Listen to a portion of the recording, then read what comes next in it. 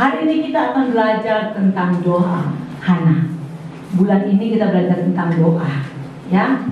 Jadi kalau kita sudah belajar tentang doa, kita mengerti bahwa doa itu sangat penting. Doa itu sangat penting buat kehidupan setiap anak-anak Tuhan. Oleh sebab itu, kita akan belajar tentang doa Hana yang diambil dari 1 Samuel 1 ayat yang pertama sampai ayat yang ke-20. Dalam hidup ini keadaan tidak selalu baik. Setuju ya pasti kita. Tidak selalu baik, ada saja tantangan dan pergumulan.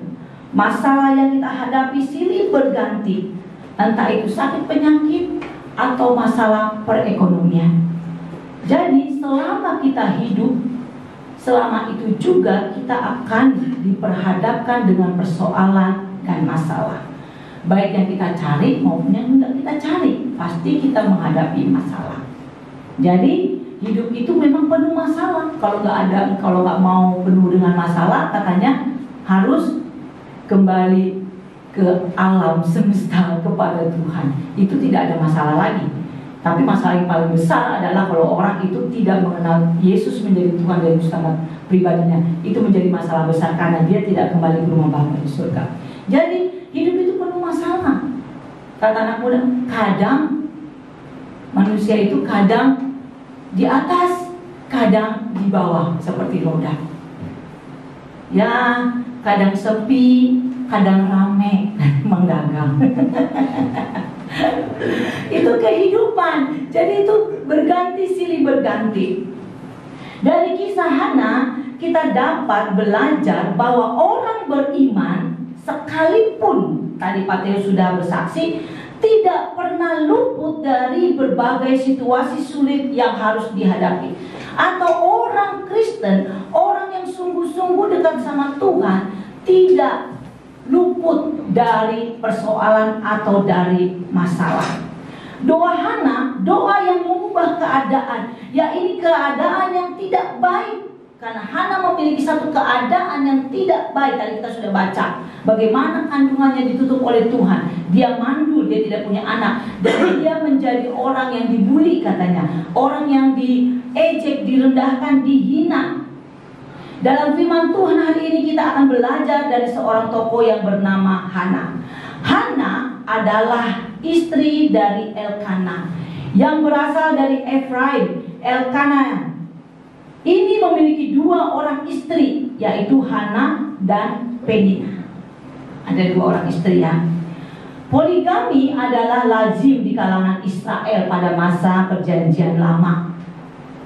Biasanya itu terjadi karena istri sebelumnya atau istri pertama tidak dapat memberikan keturunan atau anak. Jangankan tidak dapat memberikan keturunan, anak perempuan saja itu tidak dihitung. Karena di dalam Alkitab, karena mereka ngambil garis keturunan orang Yahudi, itu hanya laki-laki yang ditulis. Kebanyakan laki-laki, perempuan itu nggak ditulis sejarahnya apa segala macam, sedikit, kalaupun ada sedikit. Tetapi semuanya laki-laki. Jadi kalaupun punya anak tapi bukan anak laki-laki, itu juga udah gak bagus. Apalagi kandungannya ditutup Tuhan, yaitu mandul. Jadi poligami buat orang Israel di zaman Perjanjian Lama itu sangat lazim.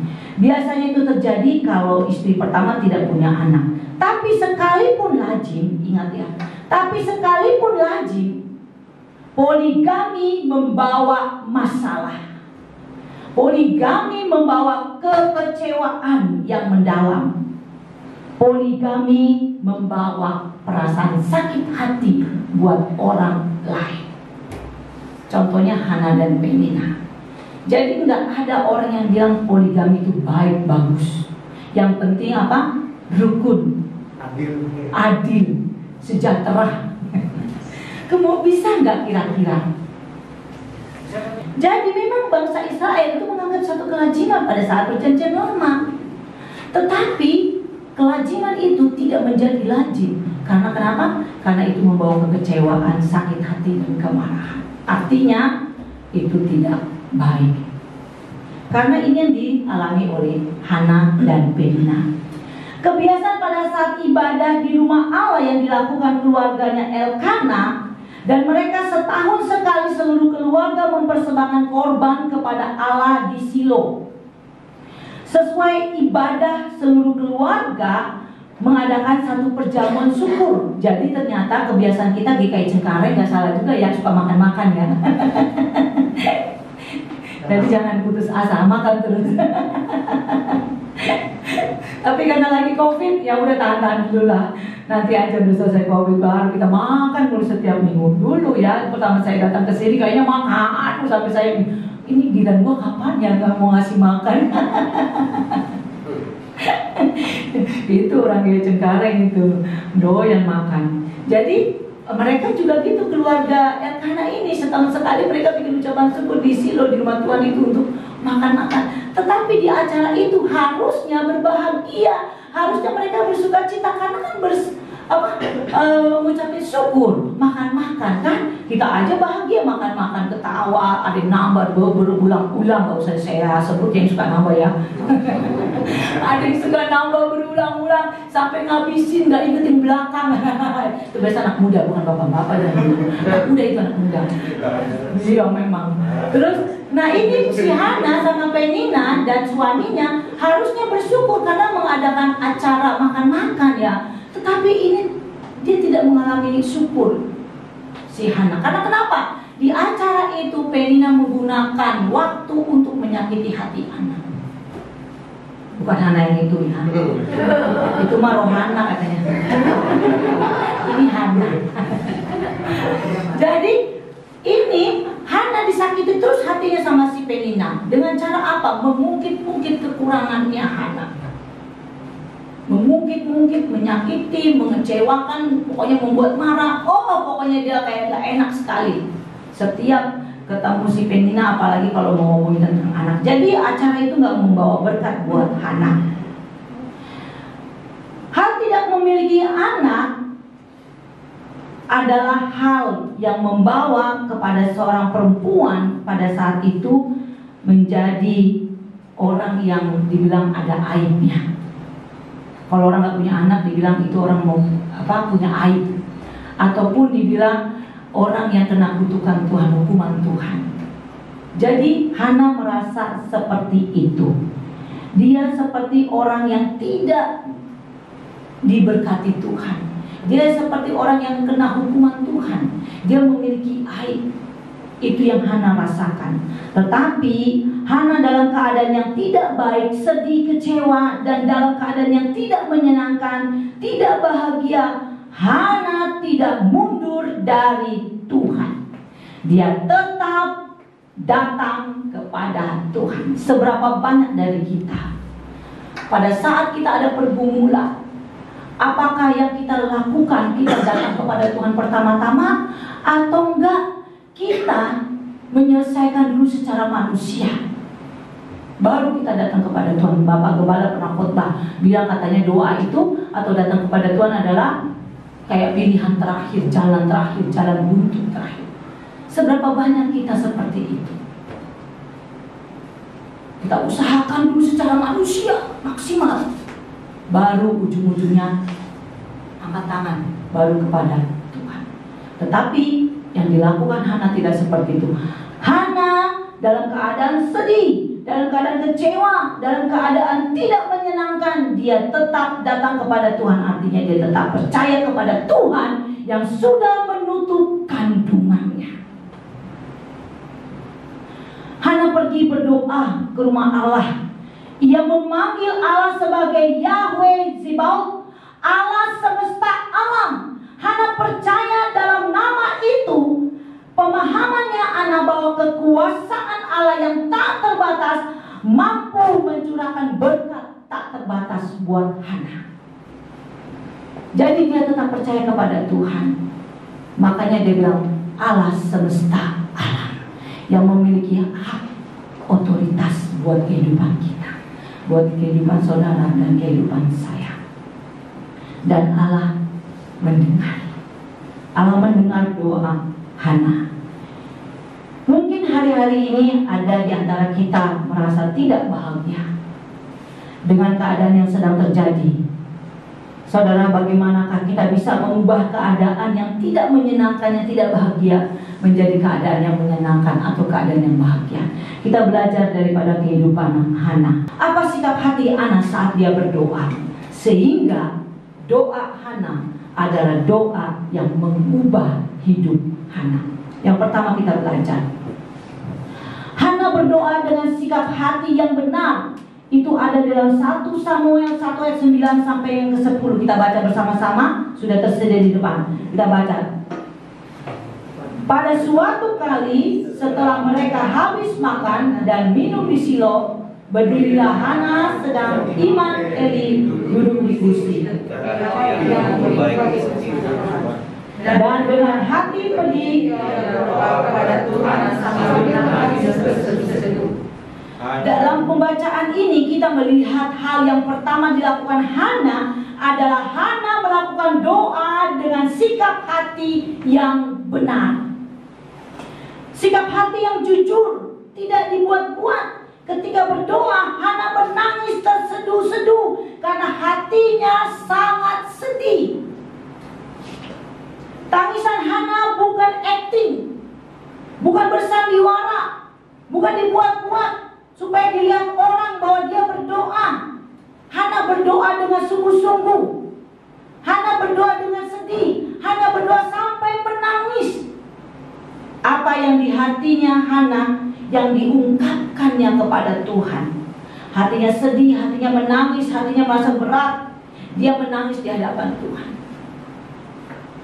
Biasanya perempuan ya, kalau berdoa begini. Karena perempuan itu perasaannya dia lembut atau bisa berekspresi. Kalau laki-laki biasanya kalau mau nangis malu. Misal berdoa udah sungguh-sungguh, mau nangis dikuat-kuatin, nggak mau. Tadi diledekin, tadi ketawain gitu.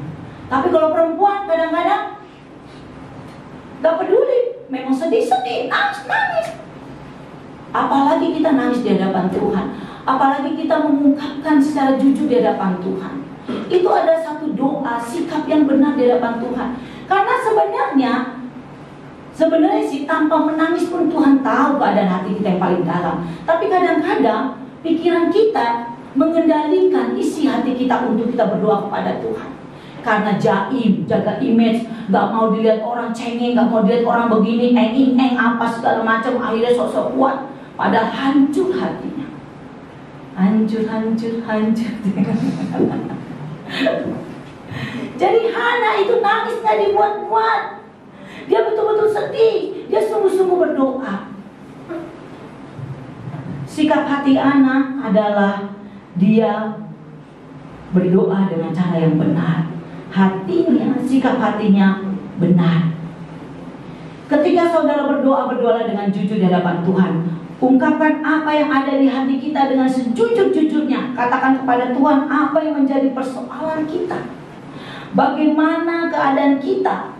Apa yang akan terjadi dalam diri kita. Apa yang ada di dalam masalah kita. Katakan kepada Tuhan. Katakan dengan jujur kepada Tuhan. Terbukalah kepada Tuhan. Dan biasanya doa ini, doa dengan sikap hati yang benar, dengan jujur kepada Tuhan, biasanya itu doa pribadi ya. Jangan juga doa bersama-sama, doa syafaat. Berdoa, Tuhan, saya berdoa untuk ibu tetangga saya yang kemarin saya lihat berjalan sama suami orang, Tuhan. Terus saya lihat lagi berapa kali dia di mall berduaan, Tuhan. Terus Tuhan, ampuni dia Tuhan. Kami bersama-sama jemaat di sini mendoakan ibu itu, ibu si A, supaya dia bertobat, dia sadar sama suaminya bahwa suaminya ada cinta mula-mulanya. Berdoa dijadikan rumpian. Orang nggak tahu jadi tahu. Tapi udah selesai berdoa nanya, Bu tadi yang didoa itu ibu yang mana? Itu tuh yang di blog, itu tuh yang ini. Lanjut bro. Jadi doa pribadi. Doa pribadi yang engkau harus jujur di hadapan Tuhan. Karena hanya Tuhan yang dapat, yang mengerti dapat menutup rahasiamu, dapat mengerti persoalanmu, dapat membebaskan, melepaskan engkau dan saya dari persoalan dan pergumulan kita. Oleh sebab itu, berdoalah dengan jujur di hadapan Tuhan dengan benar. Hal yang dilakukan Hana. Yang kedua, sikap hati Hana saat berdoa. Hana memiliki motivasi yang benar sehingga doanya mengubah keadaannya. Baca ayat yang ke-11. Kita sama-sama lagi membaca. Kemudian bernasabah ia, katanya, benar serta jika sungguh-sungguh kau memperhatikan sengsara hamba ini dan mengingat kepadaku dan tidak melupakan hamba ini, tetapi memberikan kepada hamba ini seorang anak laki-laki, maka aku akan memberikan dia kepada Tuhan untuk seumur hidupnya, dan pisau cukur tidak akan menyentuh kepalanya. Berdoa dengan motivasi yang benar. Ketika Hana berdoa, Hana tidak berdoa hanya untuk kepentingan dirinya sendiri. Meskipun Hana sampai sakit hati karena ucapan-ucapan dari madunya yaitu Penina, bukan itu yang mendasari doa Hana. Hana berdoa dengan motivasi yang benar, yang sesuai dengan kehendak Tuhan, yaitu dia ingin doanya dijawab karena dia ingin memuliakan Tuhan. Hana berdoa bukan untuk meningkatkan martabatnya sebagai seorang wanita, bukan juga memotivasi dirinya supaya dia menjadi seorang wanita yang seutuhnya, wanita yang super. Karena ada orang yang bilang, katanya, kalau seorang wanita, kalau wanita itu tidak melahirkan, tidak memiliki anak, itu katanya bukan seorang wanita yang seutuhnya. Ada orang yang berpendapat seperti itu. Itu pendapat yang salah memang. Karena memiliki anak itu adalah anugerah dari Tuhan. Anugerah. Jadi motivasi Hana bukan itu. Bukan ingin meningkatkan harga dirinya atau membalas kepada madunya. Tidak. Tetapi kerinduannya, motivasinya yang benar adalah, aku akan memberikan dia, yaitu anak, seandainya Tuhan memberikan anak kepada dia, untuk Tuhan seumur hidupnya. Jadi dia berdoa, pergumulannya bila dijawab, dia serahkan lagi untuk Tuhan. Seberapa kita, pertanyaan buat kita, seberapa pergumulan kita yang sudah Tuhan jawab, dan seberapa pergumulan itu yang sudah Tuhan jawab, kita serahkan buat Tuhan. Saya pernah punya teman, dia pergi berdoa ke gembala, tanya, pergi kepada gembala dan ini, Pak Gembala, saya mau melamar kerja, tolong doakan, tumpang tangan ini surat lamaran supaya saya diterima. Nanti kalau saya diterima, saya akan bla bla bla bla bla bla. Pokoknya indah sekali sepertinya buat Tuhan. Akhirnya apa? Udah benar didoakan, ditumpangi tangan, dan akhirnya dia diterima kerja. Yang ada bukan berkat pekerjaannya yang ditaruh di gereja, malah orangnya yang nggak ada di gereja. Kalau ditanya kerja, kalau ditanya kerja, kalau ditanya kerja. Jangankan berkat dari hasil pekerjaannya yang didoakan itu, orangnya aja sudah tidak hadir lagi di gereja. Memang sibuk. Kalau Tuhan mau, sebenarnya terlalu mudah untuk menarik kembali pekerjaan itu. Tetapi Tuhan tetap mengizinkan karena Tuhan ingin orang itu bertobat, sadar akan komitmen yang pertama. Jadi berdoa dengan motivasi yang benar. Apa yang kita doakan, apa yang kita inginkan yang Tuhan jawab dalam diri kita, biarlah itu kita arahkan, kita fokuskan untuk kemuliaan Tuhan, untuk Tuhan. Karena kita hidup di dunia ini memang untuk Tuhan. Kita hidup di dunia ini untuk melayani Tuhan. Pada saat kita meminta kepada Tuhan, kita harus memiliki motivasi yang benar. Tujuannya apa? Dan kita juga berdoa harus dengan cara yang benar. Banyak orang yang berdoa karena ingin dipuji orang, karena ingin didengar orang doanya bagus, penuh dengan kata-kata mutiara. Akhirnya orang berdoanya dengan bertele-tele, lebay banget, muter kayak benang kusut. Akhirnya dia bingung sendiri. Tadi mau ngomong apa ya? Terus mau apa lagi ya? Karena terlalu bertele-tele, terlalu kayak benang kusut banyak sekali. Tujuannya apa? Karena pengen didengar orang kalau saya itu pintar berdoa, bahasa saya bagus. Ada contoh orang yang berdoa begini.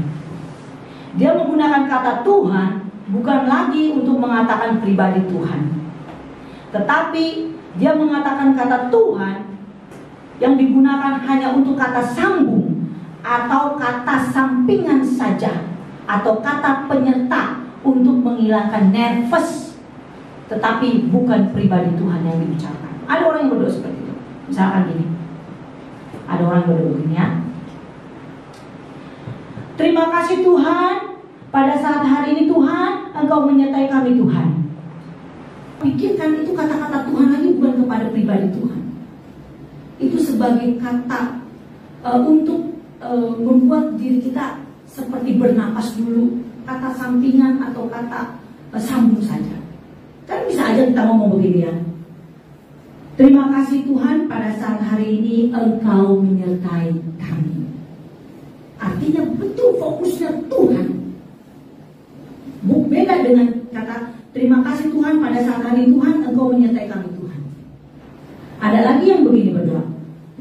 Pada saat hari ini Tuhan kami berdoa, Tuhan kami mengucap syukur Tuhan kami karena kami mendengar kebenaran firman-Mu Tuhan dari Ibu Sondang Tuhan. Berkati Ibu Sondang Tuhan dalam kehidupannya Tuhan, baik untuk kesehatannya Tuhan. Artinya bukan kesehatan Ibu Sondang, kesehatannya Tuhan. Kesehatannya Tuhan, keluarganya Tuhan, Tuhan memberkati Tuhan. Jadi karena orang berpikir saya mau doa panjang supaya bagus, akhirnya menggunakan kata Tuhan itu bukan lagi menjadi pribadi Tuhan, tetapi hanya kata sambung atau kata penghubung. Berdoalah dengan motivasi yang benar, bukan untuk dipuji, bukan untuk disanjung orang kalau kita memiliki perbendaharaan yang bagus. Berdoa dengan motivasi yang benar.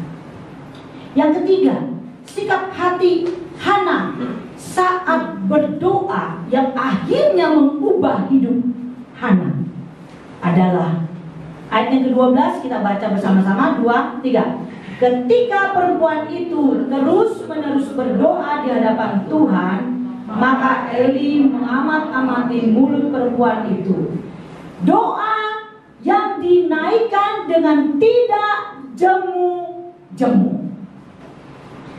Hana terus-menerus berdoa kepada Tuhan sampai Hana mendapat jawaban daripada Tuhan.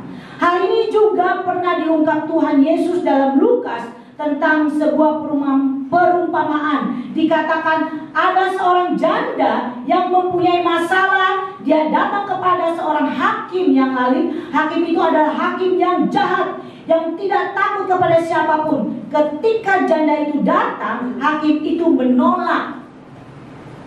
Berikutnya, janda itu datang lagi memohon pertolongan, ditolak lagi.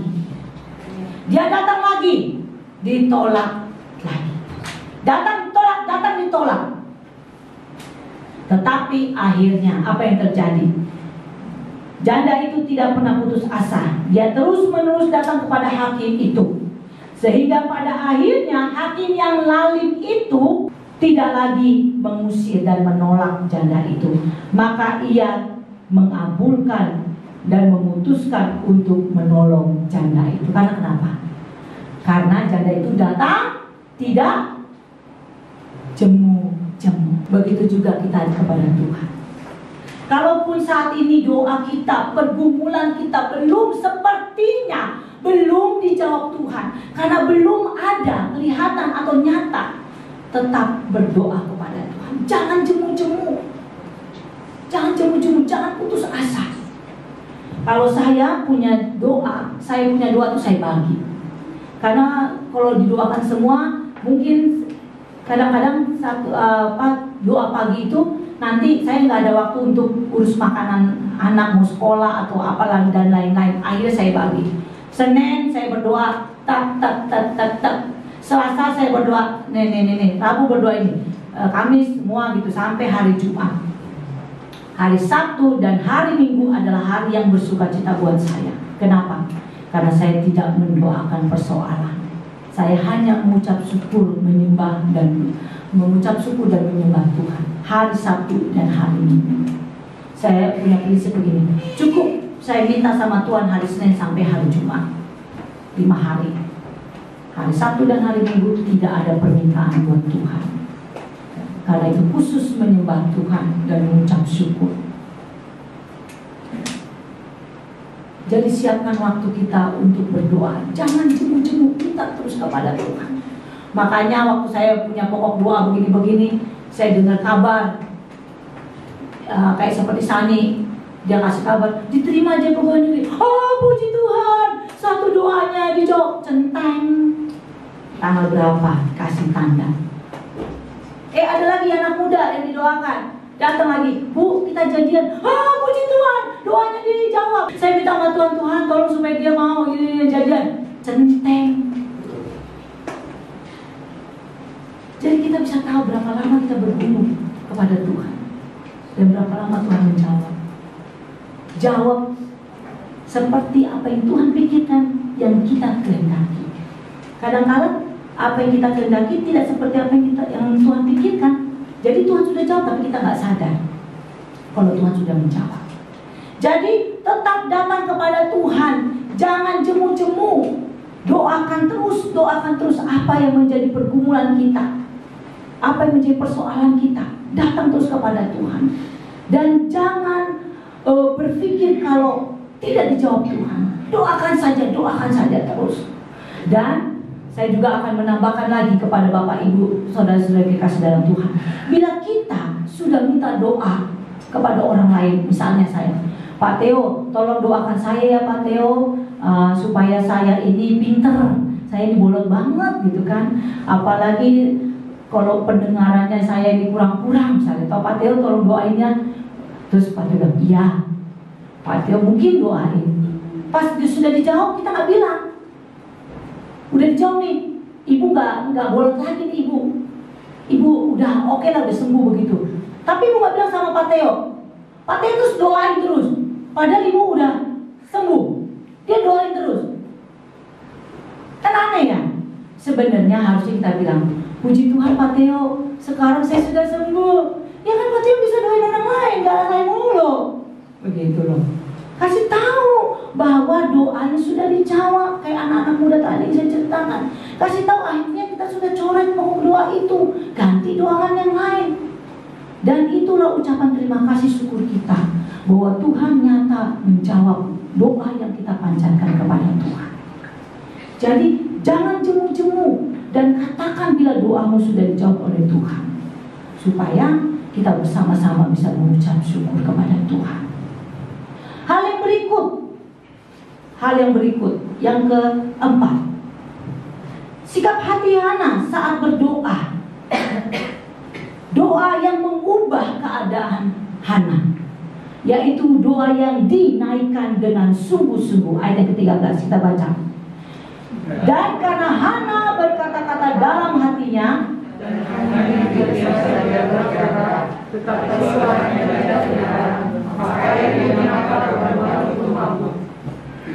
Hana berdoa dengan sungguh-sungguh karena Hana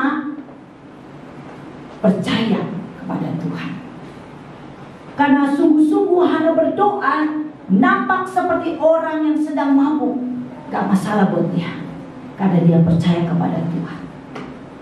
Karena hanya bibirnya yang bergerak-gerak atau komat kamit dan tidak terdengar suaranya, dia gak peduli. Yang penting dia percaya kepada Tuhan. Dia fokus kepada Tuhan, bukan untuk dinilai orang. Meskipun orang menilai dia sebagai orang yang mabuk, tetapi dia gak peduli. Dia mengucapkan dengan sungguh-sungguh kepada Tuhan. Tuhan, tanpa kedengaran suaranya, dia katakan kepada Tuhan. Dalam Yakobus 5 ayat 17 juga dikatakan tentang Nabi Elia. Ketika Nabi Elia berdoa dengan sungguh-sungguh supaya hujan jangan turun, maka Dikatakan dalam firman Tuhan hujan tidak turun. Dan ketika Nabi Elia berdoa dengan sungguh-sungguh juga kepada Tuhan supaya hujan turun, maka hujan pun turun. Kalau kita lihat seperti ini, kayaknya Tuhan nurut sama kita ya. Sepertinya Tuhan nurut sama kita. Sebenarnya bukan Tuhan nurut sama kita, karena Tuhan memang mau memberikan hujan dan menahan hujan. Dan Tuhan mengizinkan kita atau mengizinkan Nabi Elia untuk berdoa, mendoakan itu. Makanya sepertinya Tuhan itu menurut, padahal kita yang menyatakan kehendak Tuhan di dalam kehidupan kita. Jadi doa yang sungguh-sungguh itu memiliki kuasa yang sangat dahsyat. Kalau kita mau keadaan kita berubah, berdoalah dengan sungguh-sungguh. Jangan main-main, jangan setengah-tengah, jangan asal-asalan berdoa, dan jangan bosan-bosan untuk berdoa. Tetapi berdoalah dengan sungguh-sungguh. Berdoa dengan sungguh-sungguh, berdoanya tidak ragu-ragu. Percaya secara penuh kepada Tuhan. Kebanyakan orang mendoakan sesuatu persoalan, tetapi dia masih memikirkan persoalan itu. Artinya orang itu tidak sungguh-sungguh mendoakan kepada Tuhan. Seperti ada sebuah ilustrasi seorang yang penjual garam. Dia memikul garam itu, lalu dia mau pergi ke satu daerah, dari daerah Jakarta ke daerah Bandung misalnya. Dari daerah Jakarta dia naik kereta api karena dia mau ke Bandung. Di dalam kereta api dia tetap memikul garam itu. Harusnya kan dia taruh ya, supaya gak jadi beban buat dirinya. Dia tetap memikul. Dia turun dari kereta api, nyampe di Bandung, dia juga tetap capek karena dia tetap memikul. Hubungan kita dengan Tuhan jangan seperti itu. Pada saat kita berdoa, kita berfokus kepada Tuhan, kita percayakan secara penuh kepada Tuhan, lepaskan. Kita sungguh-sungguh berdoa kepada Tuhan, kita yakin, kita percaya bahwa Tuhan sanggup, bahwa Tuhan akan melepaskan, bahwa Tuhan akan membebaskan, bahwa Tuhan punya cara yang luar biasa buat kehidupan kita. Apapun itu cara Tuhan, pasti Tuhan akan memberikan kita kekuatan untuk menghadapi setiap persoalan kita. Asalkan kita berdoa dengan sungguh-sungguh. Tuhan menginginkan kita berdoa dengan sungguh-sungguh. Jadi doa yang sungguh-sungguh itu memiliki kuasa. Kalau kita ingin doa kita berkuasa, kita harus berdoa dengan sungguh-sungguh. Karena itu ketika kita beribadah, berdoalah dengan sungguh-sungguh, meminta Tuhan memampukan kita mendoakan apa yang kita mau lakukan dalam kehidupan kita. Percaya mujizat Allah pasti terjadi dalam kehidupan kita. Ada amin. Puji Tuhan. Sebagai penutup, Hana berdoa kepada Tuhan dengan sikap hati yang benar. Penting buat kita.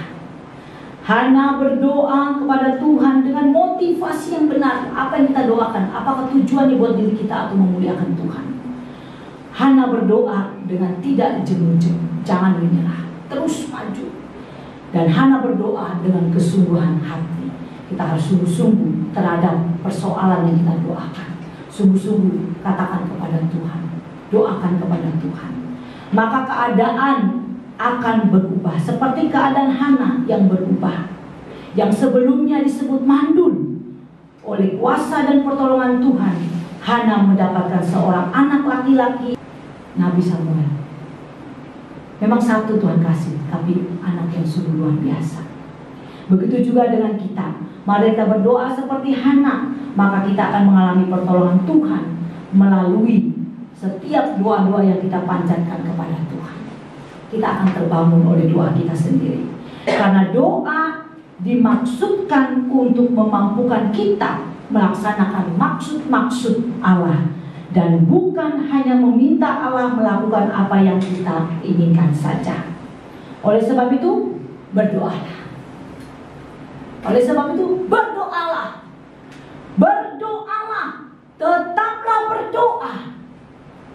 Jangan lengah terhadap doa. Hidupkan rohani kita dengan doa. Karena doa sangat penting dalam kehidupan kita. Tetapi kadang manusia tidak menganggap penting doa. Karena di mana-mana, bukan cuma di Filipi Cengkareng, jam doa pasti orangnya cuma sedikit. jam doa hanya orang-orang yang tertentu saja. Bukan hanya di PPB Cengkareng, di mana-mana. Jadi tetaplah berdoa, semangat berdoa. Jangan pernah berhenti untuk berdoa, karena doa adalah nafas kehidupan kita. Karena doa sampai kepada Allah, dan doa sampai kepada si pendoa, dan doa juga sampai kepada orang yang kita doakan.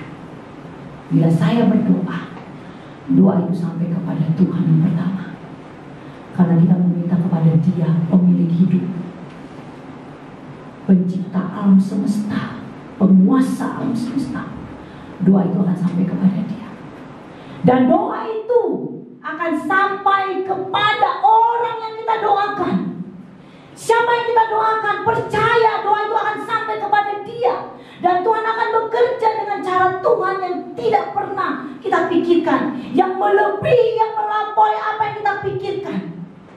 Dan doa itu juga sampai kepada diri kita sendiri yang mendoakan. Kita akan berubah. Kita akan berubah karena kita, hubungan kita intim dengan Tuhan, dekat dengan Tuhan dalam persekutuan doa. Akhirnya kita pun, si pendoa itu akan memiliki satu perubahan hidup. Tetaplah berdoa, karena doa sangat penting. Doa sampai kepada Tuhan, dan doa sampai kepada diri kita, doa sampai kepada orang yang kita doakan. Kiranya Tuhan Yesus memberkati kita semua. Jemaat Tuhan, kita akan berdoa, sebelumnya kita akan memuji Tuhan. Doa mengubah segalanya, seperti Hana diubah oleh Tuhan. Sesuatu yang di luar daripada jangkauan manusia, yang tidak mungkin, yang membuat kita menyerah. Tetapi Tuhan melakukan di luar daripada jangkauan kita. Dia mengubah hidup kita dengan